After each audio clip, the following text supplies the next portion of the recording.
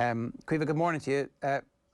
First off, I did want to chat a little bit about what was the move behind Jurgen Klopp taking off his attacking triumvirate and changing the team around, because in one respect you can read it like a power move. It's like, look at the quality of footballer that I have, that I can go away to Amsterdam or whip off this world-class attacking trio and replace them with these guys who actually, it turns out, are pretty good as well.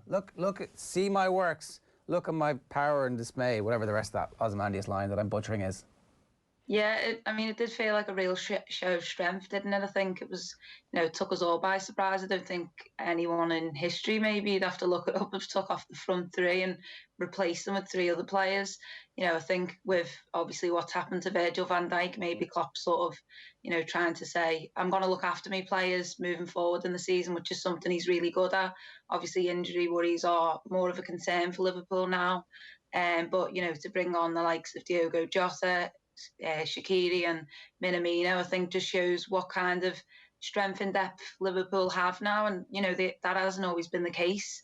For a long time we used to look at Man City's bench and be like, wow, that's just unbelievable. Now Liverpool can look at their bench in that way, and to go and reclaim a title, that's what you have to have at your disposal.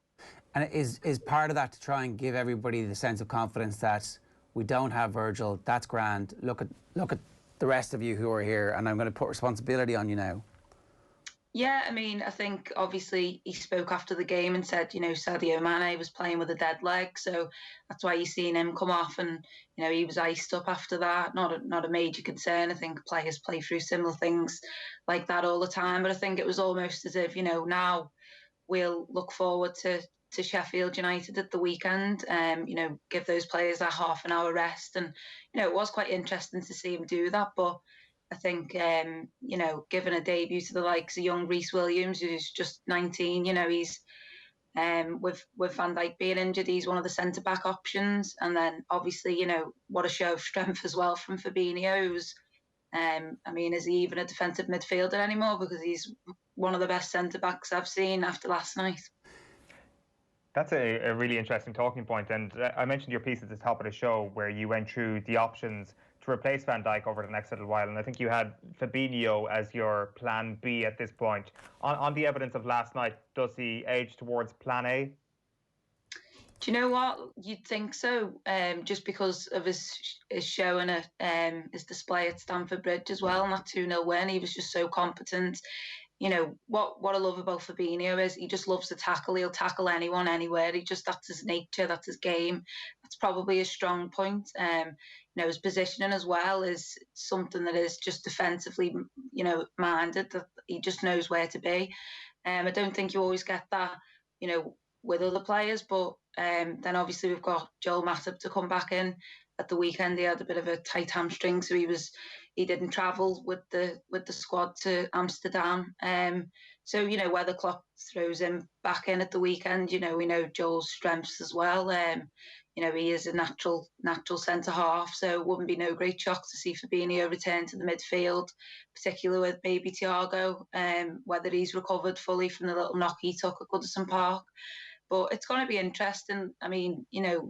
What a story this will be if Liverpool can go and reclaim that Premier League title after, suffering so many setbacks the past week. And I think that win at Ajax last night was really needed, just to give them that confidence, and especially the likes of Adrian.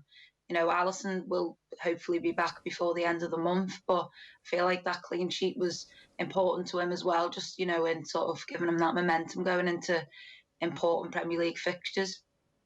He didn't look very comfortable under crosses, and there was the one at the very end where he comes out and he flaps at it, and really the Ajax player should have hit the target at least and made somebody clear it off the line, and they might have done again because there was a thicket of bodies to try and get through. But is everybody confident that the goalkeeping situation won't change, that Adrian is going to be the number 2, that Alisson is going to be back soon enough, so that this is a short-term issue as opposed to something that might be medium-term? Yeah, I think it's short term. Alisson's been back in training, just doing, different things. It's not full training, but, he's been back, which is obviously a positive thing. I think Liverpool thought that the shoulder injury would keep him out till, I think they were saying, after the November international break, which, was a real hammer blow, considering now Liverpool have lost Van Dijk for probably the season. Hopefully, not, but, there's no time frame on that. So I think to lose Alisson as well, we know that Liverpool struggled for, a centre half and a world-class goalkeeper, and Klopp paid the money and brought them in. And what a difference they've made to the team. To go on to win the Champions League and then obviously the Premier League. And I think, without them to it would be a real difficult uphill task. But I think with Alisson coming back, he just exudes confidence. I think he just makes you almost don't worry about corners when he's on and stuff like that. Okay, with Adrian, maybe you do more so. But, he's an older goalkeeper and, he's filling in for probably the world's best goalkeeper. What a difficult task that is, especially to sort of come out from the cold, every so often. I mean, he played, I think, was it 11 games in the Premier League last season, which was long, and won them all. Obviously, he stepped in again, and I'm just happy that Liverpool got the first win of October, which felt like a long time coming. And I think it's Manchester City, isn't it, on the 7th of November, and to have Alisson back for that would be a huge boost for Liverpool. But just on the centre-back partnerships, again, Caoimhe, I think Jurgen Klopp has played something like 35 centre-back pairings at this point, and one of those pairings has yet to see Joe Gomez and Joel Matip play together from the start of a game. How do you reckon that is going to go when that inevitably does happen? As a partnership, how good will Gomez and Matip be? Yeah, I thought they were great at Goodison Park. Matip is really good early, I think, and in control of the ball as well. And we know, Joe Gomez is a brilliant young defender still. You kind of almost make out like he's older because he's so experienced, but, he's still learning his trade as well.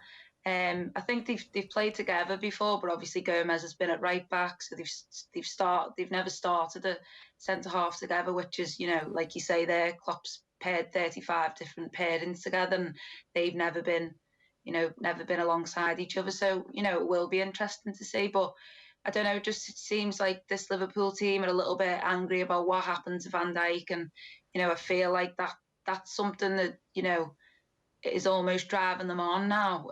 You could sort of see that in the performance last night. They're not happy about losing, the world's best defender, but they've got opportunity knocks now for, like I mentioned, Reece Williams coming on to make his debut in the Champions League, a young centre half. He was playing for Kidderminster Harriers in the National League North last season on loan, and now he's appearing in the Champions League. Klopp's now got players that he's bringing through, and I think that was such an important win, and I just think if Matip is to start alongside Gomez at the weekend, I'm fairly confident that they can keep another clean sheet. I mean, it'll be interesting to see, but it's also difficult on the back of Fabinho having been just a complete master last night, that you sort of, Klopp's got a big decision to make, which he probably wouldn't have thought he would have this issue after losing Van Dijk, but here we are. You mentioned how angry the Liverpool players were and how charged this whole thing was in the aftermath of Van Dijk's injury on Saturday. How much of that do you think was actually a negative going into last night's game? This overarching sense that we've lost our spiritual leader, and it wasn't exactly water off a duck's back when it came to Jurgen Klopp. He wasn't exactly hammering home the idea that they're going to be okay without him. Did that ever seep in your view, that it actually could be a negative? No, I don't think so. I think, obviously it's all the eyes were on Liverpool last night, hoping for, just a capitulation similar to that of Villa. But, Van Dijk was on the pitch that night at Villa Park. He's a brilliant defender, but you sometimes can't happen. You can't stop games happening like that. I just think obviously it's, it is a massive blow to Liverpool to lose him, but, other players have got to step up now, and Liverpool have got to prove that they are, Premier League champions without Van Dijk. A lot of people were sort of maybe trying to say, they were almost winning things because of him. And, there's a lot down to just, him on being on the pitch. I think, I've said it a lot before, but I think Minan could play alongside him. Like he's that good of a defender. He can carry anyone through a game. And, now not to have that leadership, it's other players like Joe Gomez, Joel Matip, Fabinho, who have to step up. And, I think they will do that. It was obviously, so unfortunate to lose Van Dijk because he is such an imperious, colossal, he's a leader. You can use all these words for him. He's an unbelievable player. So that loss was always going to be felt. But I feel like Liverpool now need to just, tap into that mentality monsters mantra almost, and and just keep pushing through, because Van Dijk's to come back in March, maybe late April, hopefully before the end of the season. They want to be sat up, in the Champions League and the Premier League, and they want to be pushing for trophies. They don't want to lose Van Dijk and not win anything this season. They're hungry to win, and I feel like they do have leaders all over the pitch as well. I think you look at the likes of Jordan Henderson, who's obviously the captain. I think he's so big in setting the tone for Liverpool, and they've got those players all over the park. So I think it's obviously a worry, but Liverpool will keep driving forward now. They've managed to give themselves a siege mentality, despite the fact that they've been one of the best teams in the world over the last 2.5, 3 years. Which is, I guess, when you're the manager, it's not fake. It's clearly not fake. He's obviously unbelievably angry about what happened at the weekend, but it's also suitable it helps him that the team sees him being so angry, because it does create that siege mentality. Yeah, I think, Klopp's just, you've seen him at the end of the derby smiling along with Ancelotti. He's such a charismatic manager, and I feel like, in the dressing room, the type of person he is, the players just want to run through brick walls for him. You don't always have that with managers. I think he does instill a sense of, I'm going to do whatever I can to, to be in his first team, and to do whatever I can to, keep the performances to the level that he demands and that they should be at for Liverpool. You talk about Van Dijk on the pitch, but, off the pitch is certainly Jurgen Klopp is, an unbelievable leader for Liverpool.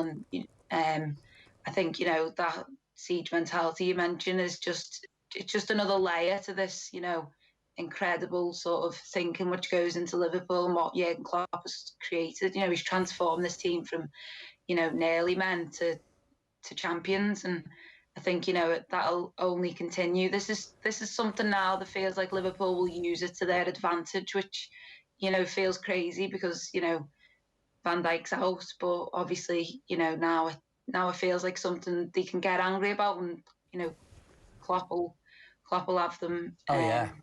That suits him. That suits him down to the ground. It's back to his heavy metal days. I did want to ask one last bit. So, with the exception of Thiago, there hasn't really been that much that has leaked out by way of transfer targets that Liverpool have actually gone on to sign. They've generally done their business off Broadway, where we are unaware of it until it's literally announced in some cases. Maybe you hear about it the week of, but then it goes through really quickly. There haven't been too many drawn-out sagas in the past that I can remember. What do you expect to happen in the winter transfer window? Is there any sense that actually now Liverpool might look to shore up at centre-back, or maybe shore up the second-string goalkeeper, or anything else that they might actually be looking at? I'm sure that, there'll be a plan in place for Liverpool that, they're very good with that kind of thing. I wouldn't be surprised if there was a list of targets already drawn up, but it wouldn't also surprise me if they didn't buy anyone. In terms of a centre half, Klopp has been very adamant that he's got Fabinho there as that cover, but obviously losing Van Dijk and selling Dejan Lovren in the summer, I do feel like Liverpool need to make a move in the market for a centre half, particularly with Joel Matip having a tight hamstring this week, and what if he's not always fit, and obviously Joe Gomez has had his injury struggles in the past. So, I think to be without a senior centre half, Klopp is willing to bring on someone like Reece Williams, but at the same time, I think having someone more senior there would be, just a massive thing. But obviously, at the same time, he could probably go through the season just with Fabinho as that cover. But if more injuries strike, you would like to think there's a fourth sort of option there. So it wouldn't surprise me if he does move. I'd even have a clue what kind of player he would go for, because you're bringing in someone that's probably just going to play for 6 months maybe while Van Dijk's out, and 5 or 6 months, and then do they just sort of become that fourth option, or do they come in as, you know, wanting to partner Van Dijk when he's back? So it's quite an interesting sort of discussion to be had there, isn't it? I think in terms of a second sort of string goalkeeper, I don't think Klopp will be, you know, he'll be hoping and praying that Alisson can stay fit, because if Alisson stays fit, he plays every game forever pretty much. So I don't think, you know, he'll be looking to replace Adrian, but I mean, you never know. You kind of look out in the market and think, you know, who could he bring in that would want to be comfortable coming in and pretty much sitting on the bench and, you know, waiting for these rare occasions when Alisson is injured. So, you know, I think he's got someone in Adrian that he does trust, you know, for all the talk about him, his goalkeeping ability. It's someone that Klopp, you know, does trust to be there. So, you know, I'm not too sure whether, you know, we'll see Liverpool spend a massive amount in January, but a couple more injuries and then maybe, you know, they'll be pushed to move. All right, good stuff. Caoimhe O'Neill, thanks a million for joining us this morning. Thank you.